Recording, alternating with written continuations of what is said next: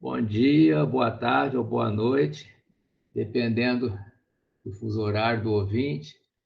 Essa é mais uma palestra que eu faço para o canal Bioética da Governança, procurando contribuir para a gente entender a realidade social brasileira, procurar soluções, debater as alternativas existentes. E hoje eu vou enfocar um tema bastante polêmico, que é a questão da corrupção e aquilo que eu chamo de canibalismo social, que seria um mal, um problema maior ainda que a corrupção, que é quando uma parte da sociedade ataca a outra, né? Uma luta destrutiva em que, né, acaba acarretando a morte de pessoas, né, em última análise. E eu estou usando também aqui no título a noção de precariado, que vem de um livro do Guy Standing, da Universidade de Londres, sobre que chamou de precariado, a situação da classe trabalhadora na atualidade, em que as condições de trabalho foram bastante precarizadas, e não sei se o paralelo se sustenta, mas é muito parecido, esse contexto é muito parecido com o que no Brasil Gessé Souza e outros têm chamado de atraso, né? Quando fala elite do atraso, uma sociedade atrasada. Talvez seja também equivalente ao termo subdesenvolvimento, que era muito usado na década de 1960. É uma sociedade precária, atrasada, subdesenvolvida. Nesse tipo de sociedade, as pessoas buscam saídas, oportunidades dentro daquilo que elas conseguem, né? E aí, então, a tese que eu vou defender, ou a hipótese que eu vou defender, né, aí estaria a causa social da corrupção sistêmica e do que eu estou chamando de canibalismo, que é um grau maior de destruição em que, né, um setor da sociedade ataca o outro de forma até mortal, né? Bem, a gente precisa, para discutir esse tema, né, suspender momentaneamente o juízo de valor, né? Porque é claro que eticamente a gente condena esse tipo de comportamento, né, ligado à corrupção sistêmica, e o canibalismo, né, com certeza, o canibalismo social é algo que a gente eticamente condena, sem, né, a menor sombra de dúvida. Mas essa condenação ética não pode obscurecer a nossa análise sociológica, né, de quais as causas desses fenômenos. Isso não ocorre porque as pessoas são más, né? Tem casos de psicopatas, sociopatas, pessoas que se aproveitam dessa situação para expressar, né, um transtorno mental que tem o outro, né, a outra pessoa como alvo. É claro que tem esses casos também, não vamos negar que exista a psicopatia, a sociopatia. Mas esses casos são exceções, né? A maior parte das pessoas que estão envolvidas com corrupção e com o canibalismo social, né, são pessoas que não encontraram outra forma de procurar melhorar suas condições de vida dentro de uma sociedade precária, uma situação de precariedade, em que a sociedade não oferece meios legais, legítimos, das pessoas ganharem sua vida ou progredir, né? Todo ser humano tem uma ânsia, né, de realizar suas potencialidades, né, de melhorar suas condições de vida, né? E isso muitas vezes passa por ganhar uma, um salário melhor ou ter um rendimento melhor, né? Que possibilite fazer satisfazer necessidades ou fazer aquilo que se deseja, né? Então, numa sociedade que não oferece condições para as pessoas progredirem nas suas vidas, né, com a sua família, o seu grupo social, de uma forma legal e legítima, certo? Então, nessas sociedades, que eu estou chamando de precárias, né, a taxa de corrupção vai ser maior, né, porque as pessoas vão procurar outros caminhos, né? Seja porque isso já é uma prática habitual na sociedade, seja porque as pessoas não encontraram outra possibilidade, uma outra oportunidade de fazer de uma forma melhor, né? É claro que o que a conclusão que eu vou chegar, é claro, é que é preciso criar essas oportunidades legais e legítimas das pessoas realizarem suas potencialidades, progredir, né? Acho que a conclusão aqui já está antecipada, né? Mas o que interessa nessa discussão não é tanto a solução, que a gente já, de certa maneira, já conhece, mas é entender como acontece, né, na nossa realidade, aqui agora, né, com todo esse discurso anticorrupção midiático, né, da grande mídia, da Lava Jato e tudo mais, né, como que isso tudo é uma cortina de fumaça, né, voltada para criminalizar os inimigos, né, do momento, né, é utilizado para criminalizar alguns grupos que nem sempre são os mais corruptos, né, e nem sempre são aqueles que optam pela alternativa que eu julgo muito pior, que é o canibalismo. Vamos falar um pouquinho do canibalismo, porque é um termo que não é assim utilizado, né, na ciência social dessa forma que eu estou usando, né? Então, como é uma espécie de um neologismo, né? O canibalismo propriamente dito é uma pessoa se alimentar da carne, né? De outra pessoa da mesma espécie, né? Seja no espécie humana ou outra espécie, né? O animal se alimentar da carne de outro animal da mesma espécie. Então, nós temos o canibalismo. A gente sabe que em situações extremas, os indivíduos, não tendo outra opção para sobreviver, né, alguns indivíduos chegaram, né, a praticar o canibalismo, né, em situações assim extremas, em que um grupo se perde num ambiente hostil e, né, algumas pessoas morrem, as outras estão morrendo também de fome e se alimentam da carne de outras pessoas, né? Agora, em termos da sociedade, a gente vê que em situações também extremas, há várias formas de canibalismo social. Eu acredito que a forma mais frequente na história da humanidade é a guerra, né? A guerra não é nada mais do que um setor da sociedade eliminando o outro, né? Porque não há espaço para os dois, né?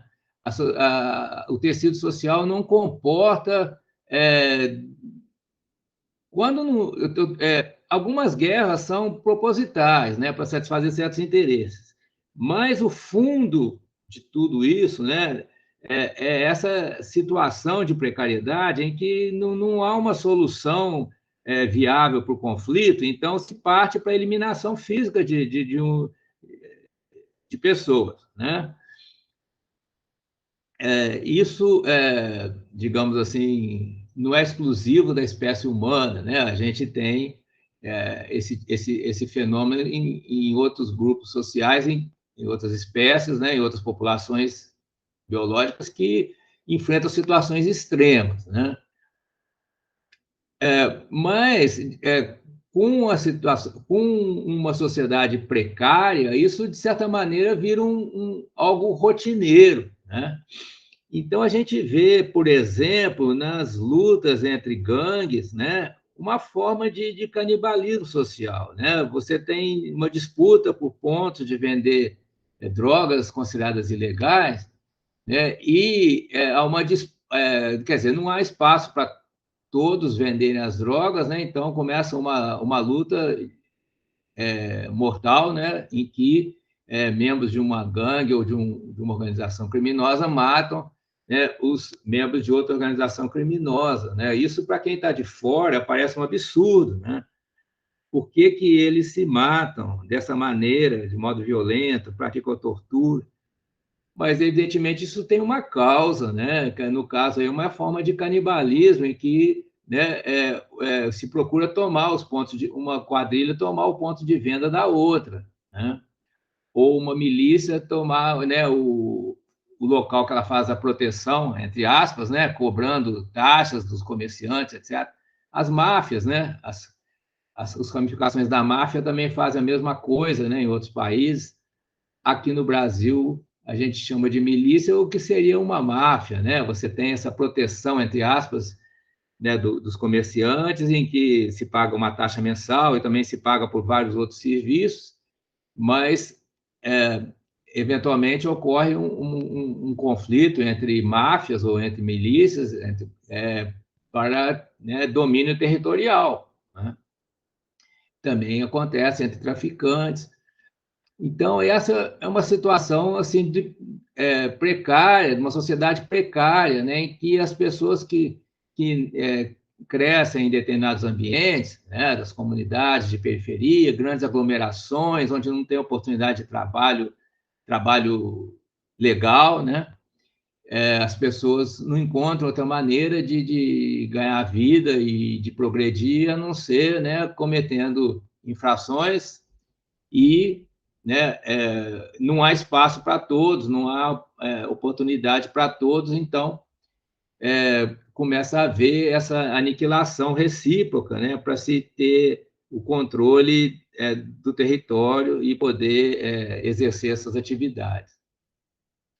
Então, numa situação dessas, né, não dá para a gente achar uma solução muito simples, né, porque se você tem um grande contingente populacional, né, num local, morando num local que não se pode praticar agricultura de subsistência, quer dizer, não tem espaço para fazer uma horta, para se ter uma galinha colocando ovo, uma vaca, uma cabra produzindo leite, né, as pessoas, para se alimentar, para sobreviver, elas têm que ter dinheiro para ir no mercado comprar comida, certo? Basicamente é isso o problema, né? Além da falta de condições de infraestrutura, de sanitária, né?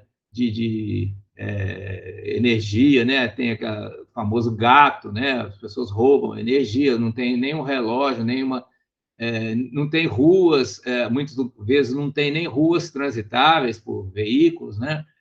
Etc, etc, etc. Construções precárias, né? Condições de higiene também precárias, etc, etc. Então, que solução seria possível nesse ambiente? Né? Praticamente não existe uma solução em que, considerando esse ambiente tal como ele está, né? Tem que transformar o ambiente, né?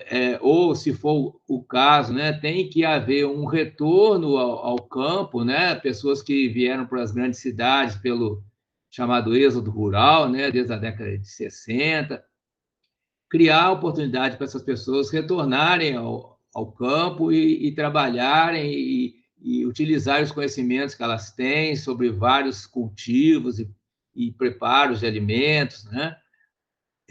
Então, aí a gente entra na parte da solução, que seria o investimento do Estado Federal em projetos, né, que possibilitasse reduzir a densidade populacional nesses locais e criar oportunidades de trabalho para essas pessoas em regiões, né, em que nós temos terra, né, cultivável e que as pessoas possam produzir o alimento para elas e também para comercializar, para vender, para ter uma fonte de renda.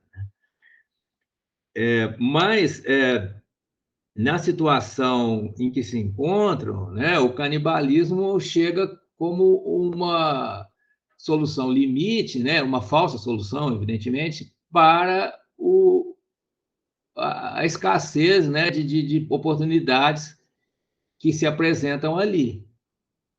É claro que para essa solução funcionar, né, precisaria também descriminalizar certas drogas, né, regulando o seu uso, né,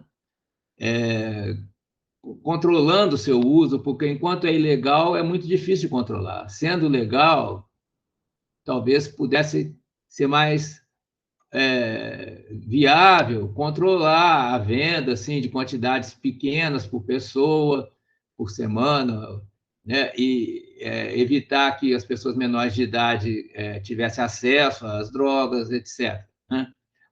Aí é uma outra discussão que eu precisaria de mais tempo, né, para travar essa discussão. Então, eu dou como exemplo essa situação das comunidades das periferias, né? Porque ali se torna mais evidente esse canibalismo. Mas é um tipo de saída destrutiva que pode acontecer em qualquer esfera da sociedade, né? Quando a gente tem essas campanhas de difamação na internet, né? Os chamados cancelamentos, as campanhas de difamação, né, de pessoas, é uma forma também de canibalismo, só que, né, afeta a reputação da pessoa, mais no plano, né, da reputação, dos valores que a pessoa que se associam às pessoas, né? E isso também acontece muito em relação à questão da corrupção, que eu ainda não comentei, né? Então, o canibalismo seria, a meu ver, o grau mais alto de destrutividade de uma sociedade precária, né? A corrupção seria um grau não tão elevado. A corrupção, de certa maneira, ela não fere mortalmente as pessoas, né? É claro que quem pratica corrupção é um aproveitador, é alguém que está se aproveitando de uma falha da sociedade ou se aproveitando da ingenuidade dos outros, né, para ter benefício próprio sem merecer esse benefício, sem merecer esses ganhos que se tem, né, com a corrupção. Quer dizer, a pessoa está passando na frente das outras, né? Assim, se a gente quiser uma imagem assim bem visual, né, a pessoa que está atrás na fila e que passa na frente de quem chegou antes, né? É um aproveitador, né? A corrupção é isso, a pessoa está, ela, né, ela está obtendo um ganho sem ter trabalhado, merecido ter esse benefício, esse ganho, né? Mas se a gente levar em conta o contexto da política econômica monetária do neoliberalismo, que é de restrição do dinheiro para a grande maioria da população, quer dizer, a, o ganho de dinheiro, né, o ganho monetário, o acúmulo, né, de riqueza está restrito por um setor muito pequeno da população, né, que tem acesso primário ao dinheiro que é emitido pelo Estado Federal e secundariamente pelos bancos, certo? Então nós temos uma elite que seria talvez a elite do atraso do Gessé Souza. Essa elite ela tem acesso privilegiado ao dinheiro, mesmo sem merecer, né? Mas o sistema está montado assim. Então, né, essas famílias, né, os filhos desses ricos, eles vão herdar também essa posição privilegiada de ter acesso, né, à mamata, né, ao dinheiro público e os caminhos que esse dinheiro segue até o bolso deles, né, são pouco conhecidos, né? Então, o que acontece? A sociedade aí percebe isso, né? Mas nesse caso não é propriamente corrupção, porque é o sistema dominante. Agora, se você está fora desse sistema e você também quer ter acesso ao dinheiro, você precisa, então, se aproveitar de certas situações que te dê uma brecha, uma oportunidade, de você também meter a mão nesse dinheiro, né? Mesmo não sendo dessa elite que já mete a mão nesse dinheiro há muitas gerações, né? Por toda a nossa história, toda a história da desigualdade numa colônia, né? Então, aí nós temos, né, essas pessoas que se usam, que utilizam a política, né, conseguem se eleger ou se associam, né, com pessoas, com funcionários públicos para ter, né, pagando propinas, para ter, né, um acesso ao dinheiro. Sempre que tem uma obra pública, uma licitação, né, quando nós temos essa oportunidade, né, evidentemente que a lei exige que se faça licitação, né, e faça uma seleção de propostas, tudo bonitinho no papel, justamente para se contratar a empresa melhor qualificada para realizar uma obra pública e servir ao povo para essa obra ter utilidade, né, ser uma, uma obra pública de boa qualidade e menor custo, certo? Então, a filosofia do concurso, né, do edital para uma obra pública é essa, só que, né, essa também é uma oportunidade para os espertos, né, de ganhar dinheiro via corrupção, né? Você apresenta um orçamento que apresenta lá um baixo custo, com uma boa qualidade do produto, ganha a licitação, né, e depois não entrega isso, né? Paga propina para os fiscais, para os funcionários que vão lá fiscalizar a obra, às vezes nem se conclui a obra, como foi o famoso caso aí da construção dos estádios, né, para a Copa do Mundo no Brasil. Muitas dessas obras ficaram inacabadas, né? Chegou a Copa, né? Essas obras ainda estavam em andamento e depois da Copa acabou, não concluíram, né? Deixaram assim a céu aberto, né? O cadáver da obra inconclusa, né? Isso realmente irritou muito o povo, com razão, né? Esse desperdício de trabalho, de recursos. Então, eventos desse tipo levam a uma revolta legítima do povo contra a corrupção, contra as pessoas que são acusadas de corrupção, às vezes sem haver provas, né? Mas se cria um caldo de cultura anticorrupção. Mas, como não se ataca as causas da corrupção, ela continua existindo de outras maneiras, né?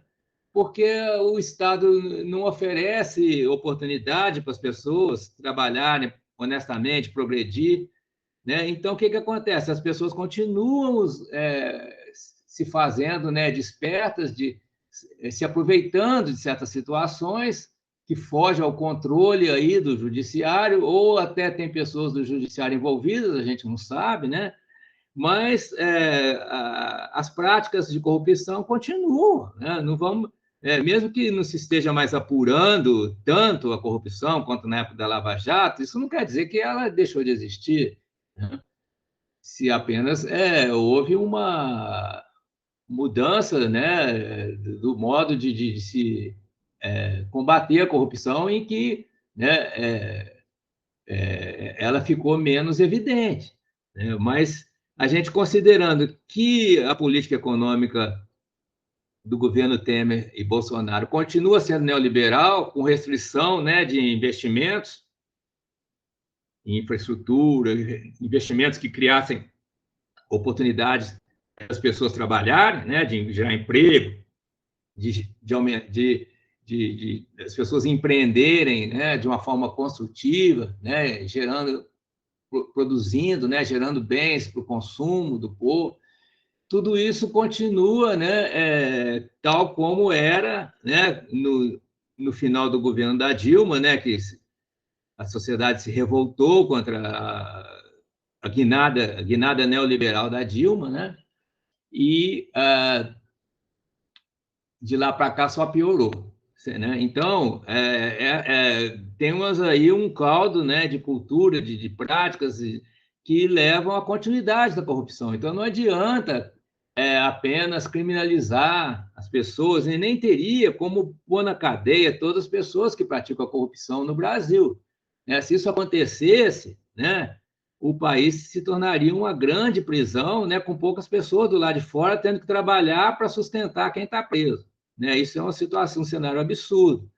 Dá até para fazer um filme aí de ficção científica, né, em que todos os corruptos fossem presos, e então quem que vai trabalhar e sustentar esse pessoal todo na cadeia, né? Seria uma situação absurda. Seria um filme ou um livro, né, uma literatura do absurdo. Então, o que a gente pode fazer? Evidentemente, nós temos que atacar as causas sociais da corrupção. Ao mesmo tempo que a gente condena eticamente, mas a gente não tem como, eticamente, resolver o problema. A solução não é filosófica, a solução não é moral, não é um discurso moral que vai resolver isso. Tem que ser uma política pública que, paulatinamente, mude essa situação, gerando condições das pessoas trabalharem e ganhar a vida honestamente, produtivamente. É claro que continuará a existir pessoas que optam pela corrupção, até porque é um atalho, né? É um atalho para a riqueza, né? O ganho é muito mais rápido. Mas aí precisa haver a punição, de fato, né? É, aquelas ações mais nocivas, mais lesivas para o Estado e para o povo, né, tem que ser punidas exemplarmente, né, para dar o exemplo, inclusive, né, para mostrar que o crime não compensa, né? Agora, não dá para você só punir sem criar oportunidades para as pessoas, porque vai chegar naquela situação que eu falei absurda, de a gente ter um país em que as cadeias vão avançar os seus muros e vão tomar a maior parte das cidades, né? Das áreas habitadas, porque a corrupção é sistêmica. E também não é justo o sistema judiciário enfocar apenas naqueles que são os inimigos políticos de quem está no poder no momento, né? Prender esses e deixar os outros fora. Essa foi a grande injustiça que aconteceu com a Lava Jato. E que acontece diariamente, em que, né, a pessoa pobre, de periferia, ela é reprimida, né, ela é presa, ela é assassinada, né, e os corruptos de colarinho branco, né, das classes dominantes, agem à vontade. Né? Isso ainda sem falar de todo um sistema injusto, né, de direcionamento do dinheiro para a elite rica, né, que isso já nem é considerado corrupção, mas se a gente for filosoficamente analisar esse mecanismo, né, é uma forma né, das pessoas se apropriarem da riqueza sem merecer, sem ter mérito, sem ter trabalhado, sem ter produzido. Né? Então, não é corrupção, mas é pragmaticamente equivalente, né? E é tão eticamente condenável, né? Porque são aproveitadores também, aproveitadores que agem dentro da lei, até porque algumas leis foram feitas para beneficiar esses aproveitadores, foram feitas por eles mesmos e por seus comparsas, né? Então, é toda uma situação de precariedade, né, que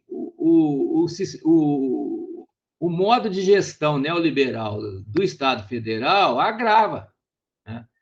Então, quanto mais tempo a gente viver com uma gestão de política econômica neoliberal, essa situação só tende a se agravar.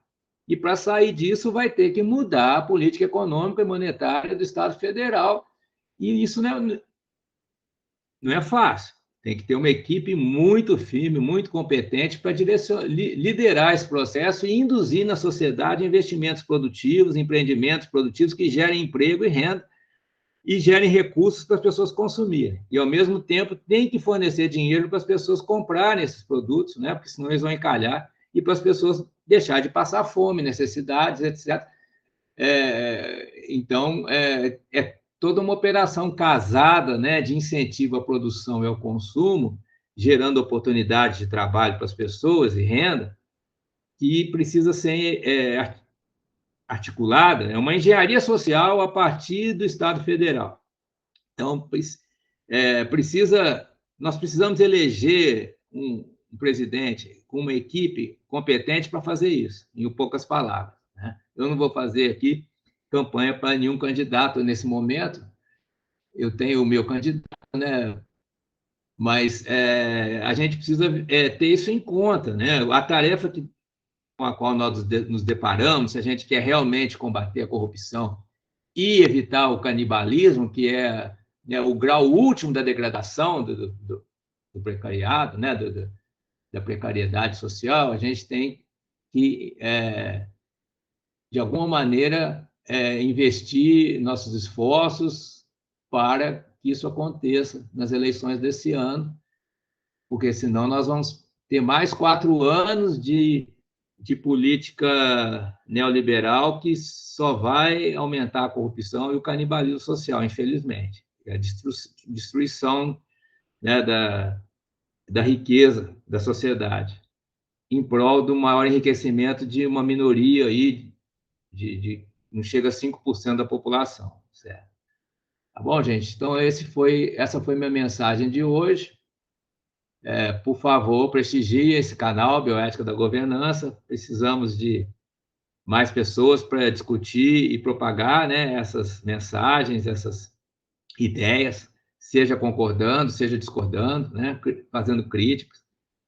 A gente está tentando melhorar a qualidade do debate político, econômico no Brasil, sem necessariamente ser uma posição partidária, cada um tem a sua aqui e não vamos entrar em conflito por causa disso, certo? Tá? Então, um abraço, até mais.